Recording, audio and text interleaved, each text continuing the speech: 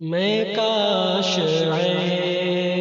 دے رسالت مآب میں ہوتا۔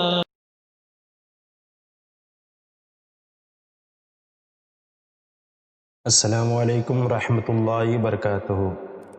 خیر مقدم ہے آپ کا فدا نامے میں۔ آج جس خاتون کی ہم سیرت بیان کر رہے ہیں، زمانے جاہلیت میں وہ گمنام نہ تھی، ان کی شہرت ان کے خیمے یا خاندان تک بھی محدود نہ تھی۔ جب معبودیہ حقیقی لوگوں کو کسی سعادت مند کے لیے مسخر کر دیتا ہے تو وہ لوگ بھی سعادت مند بن جاتے ہیں۔ حضرت ام معبد کا نام سیدہ عاتقہ، والد کا نام خالد بن خلیف تھا۔ اس وقت رسول کائنات صلی اللہ علیہ وسلم اللہ کی طرف سے مدینہ منورہ کی طرف ہجرت فرمانے کا حکم ہوا۔ حضور نبی کریم صلی اللہ علیہ وسلم اور آپ کے اصحابہ کرام مشرکوں کی اذیتوں اور تکلیفوں سے بچ جائیں تو جناب رسول صلی اللہ علیہ وسلم مکہ مکرمہ سے حضرت ابو بکر صدیق رضی اللہ عنہ کی معیت میں، جو رسول کریم صلی اللہ علیہ وسلم پر سب سے پہلے ایمان لائے تھے، حضور اکرم کی دعوت کی تصدیق فرمائی تھی، پیارے نبی صلی اللہ علیہ وسلم کی معیت میں نکل کھڑی ہوئی اور سور پہاڑ کے غار میں جا چھپے۔ جناب ابو بکر صدیق رضی اللہ عنہ پیارے نبی صلی اللہ علیہ وسلم سے پہلے غار کے اندر گئے تاکہ اچھی طرح سے دیکھ بھال فرما لیں، غار کے اندر کوئی چیز نہ ہو جو حضور نبی کریم صلی اللہ علیہ وسلم کو اذیت پہنچائے، اور اگر کچھ ہونا ہو تو پہلے انہی کو ہو جائے۔ پھر 3 روز تک حضرات اسی غار میں رہے۔ اس دوران حضرت عبداللہ بن ابی بکر قریش کی خبریں اور ان کی سرگرمیاں ان حضرات کو پہنچایا کرتے تھے۔ ان کی بہن سیدہ اسما اور ان 2 حضرات کے لیے کھانے پینے کا سامان لے کر آیا کرتی تھیں۔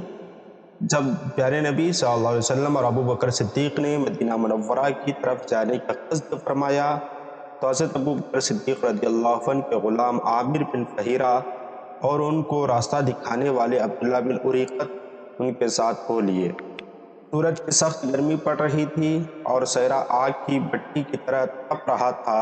ابھی جناب رسول اللہ صلی اللہ علیہ وسلم اور آپ کے ساتھیوں نے صحرا میں کچھ سفر طے کیا تھا کہ دور سے انہیں تپتی ہوئی پر ایک خیمہ دکھائی دیا۔ حضور نبی کریم صلی اللہ علیہ وسلم کی مبارک سواری اس طرف چل پڑی اور یہ خیمہ سیدہ ام معبد کا تھا جس کا نام سیدہ عاتقہ تھا اور ان کے شوہر کی کنیت ابو معبد تھی۔ یہ خیمہ ان دونوں میاں بیویوں نے مسافروں کے راستے پر لگا رکھا تھا تاکہ مسافروں کی مہمان نوازی کر سکے اور ان کے تحفوں اور عطیوں سے اپنی گزر بسر کر سکے۔ امام بہقی رحمہ اللہ علیہ نے ایک روایت درج فرمائی ہے، جس رات کو نبی کریم صلی اللہ علیہ وسلم نے ابو بکر صدیق رضی اللہ عنہ اور ان کے غلام عامر بن فہیرہ اور اپنے رہنما عبداللہ بن اریقت کے ہمراہ ہجرت فرمائی تو ان لوگوں کا گزر ام معبد سیدہ عاتقہ بنت خالد الخزاعیہ رضی اللہ عنہا کے خیمے سے ہوا، اور سیدہ ام معبد رضی اللہ عنہا ایک نمایاں اور جفاکش عورت تھیں جو اپنے خیمے کے صحن میں بیٹھی ہوئی تھیں۔ وہ اپنے پاس سے گزرنے والوں کو کھانا کھلایا کرتی تھی۔ ان لوگوں نے اس سے پوچھا کہ تمہارے پاس گوشت یا دودھ ہے؟ ہم خریدنا چاہتے ہیں تو اس کے پاس انہیں کچھ نہ ملا۔ وہ کہنے لگی، اللہ کی قسم اگر ہمارے پاس کوئی چیز ہوتی تو ہم تمہاری مہمان نوازی میں ذرا کوتاہی نہ کرتے۔ وہ لوگ اس وقت تنگ دست اور قحط زدہ تھے۔ جناب رسول صلی اللہ علیہ وسلم نے نظر دوڑائی تو حضور نبی کریم صلی اللہ علیہ وسلم کو خیمے کے کونے میں بکری دکھائی تھی۔ تو حضور نبی کریم صلی اللہ علیہ وسلم نے ارشاد فرمایا، او ام معبد، یہ بکری کیسی ہے؟ انہوں نے عرض کیا، یہ بکری کمزوری کی وجہ سے بکریوں کے ریوڑ سے پیچھے رہ گئی ہے۔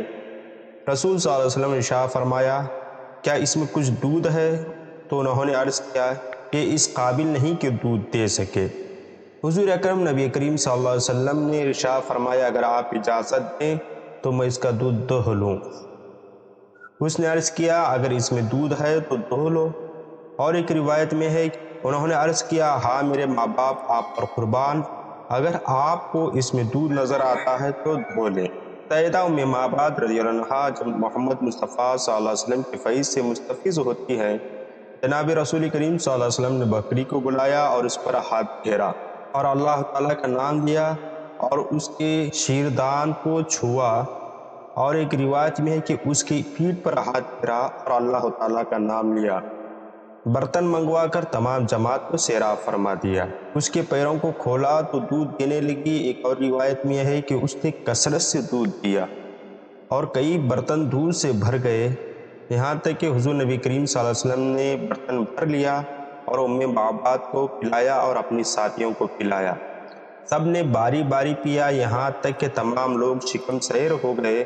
سب سے آخر میں حضور نبی کریم صلی اللہ علیہ وسلم نے نوش جان فرمایا اور ارشاد فرمایا، لوگوں کو پلانے والا سب سے آخر میں پیتا ہے۔ ایک روایت میں ہے کہ حضور نبی کریم صلی اللہ علیہ وسلم نے سیدہ ام معبد رضی اللہ عنہا سے ارشاد فرمایا، یہ اٹھا کر ابو معبد کے رکھ دو، جب وہ آئے تو اسے پلا دینا۔ پھر ان لوگوں نے وہاں سے کوچ فرمایا تو تھوڑی دیر بعد سیدہ ام معبد رضی اللہ عنہا کے شوہر ابو معبد کمزور سی بکریوں کو جو لاغری کی وجہ سے آہستہ آہستہ چل رہی تھیں اور ان کی ہڈیوں میں تھوڑا سا گوشت رہ گیا تھا، ہانکتے ہوئے تشریف لائے۔ جب انہوں نے دودھ دیکھا تو حیران رہ گئے، پوچھا، ام معبد یہ دودھ کہاں سے آ گیا؟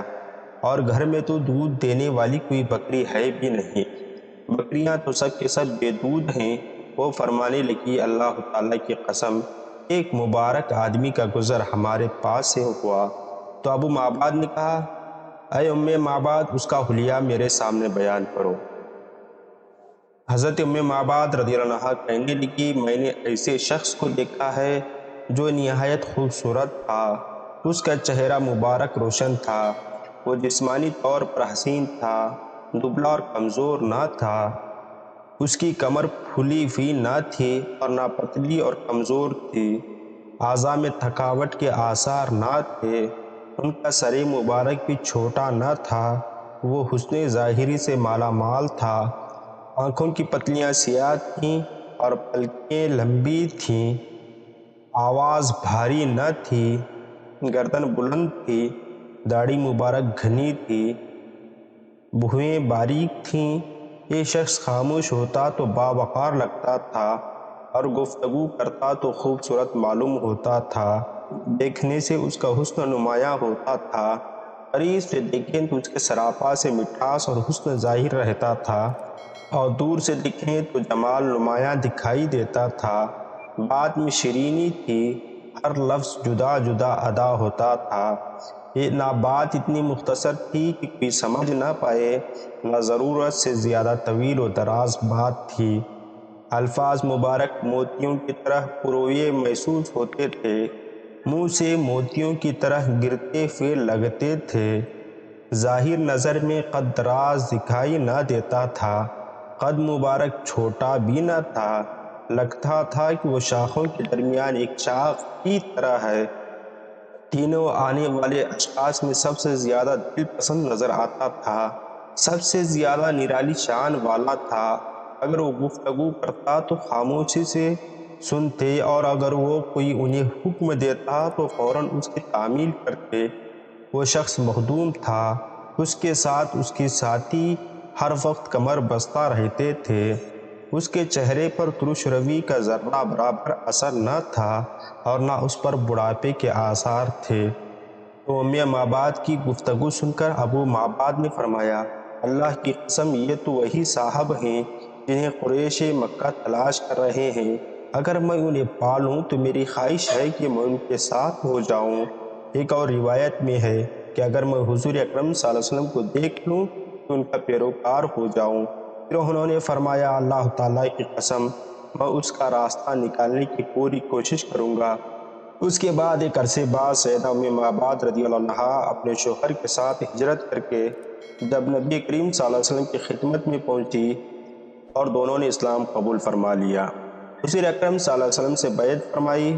اسی دوران ایک زوردار آواز سنی گئی جو لوگوں نے کانوں سے سنی اور یہ معلوم نہ کر سکے یہ آواز کہاں سے آ رہی ہے اور نہ اس آواز والے کو پہچان سکے جو کہہ رہا تھا، اللہ تعالیٰ کریم ہے، تمام لوگوں کا رب ہے، ان دو ساتھیوں کو جزائے خیر عطا فرمائے۔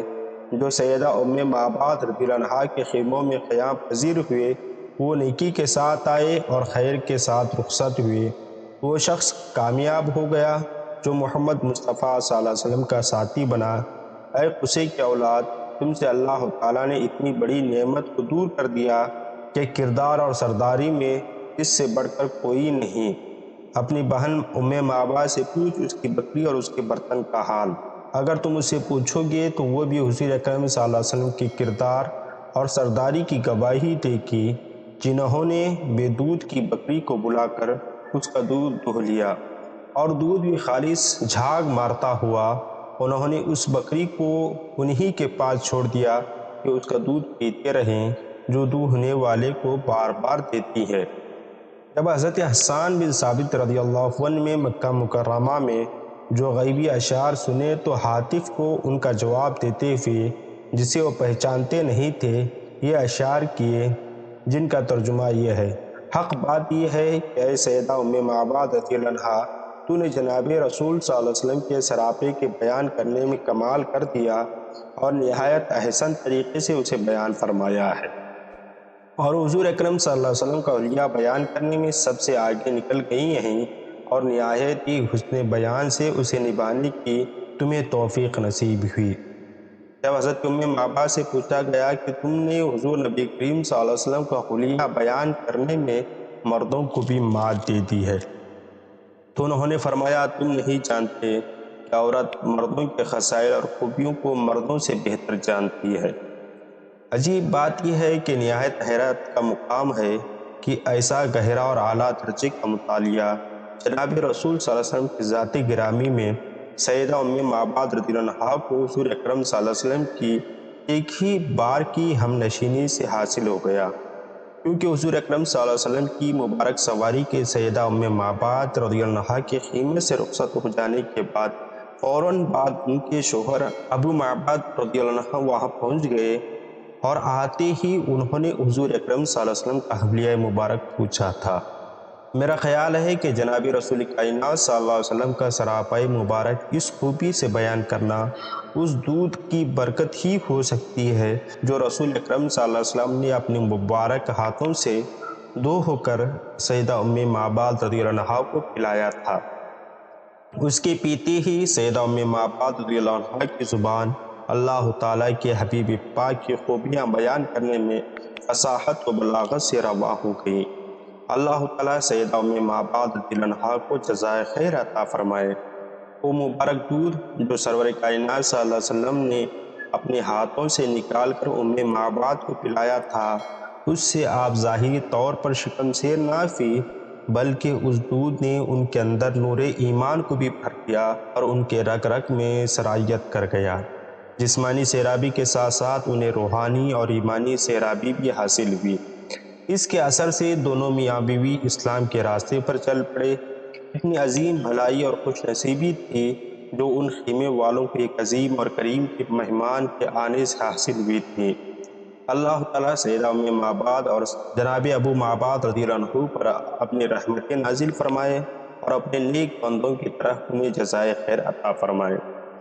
حضرت ام معبد کی مزید تفصیلات حاصل نہ ہو سکی، آپ سے درخواست ہے کہ آپ ہمارے چینل کو سبسکرائب کریں، بیل بٹن بھی پریس کریں، اور اگر یہ ویڈیو فیس بک پر دیکھ رہے ہیں تو فدانامہ فیس بک پیج کو ضرور فالو کریں۔ السلام علیکم۔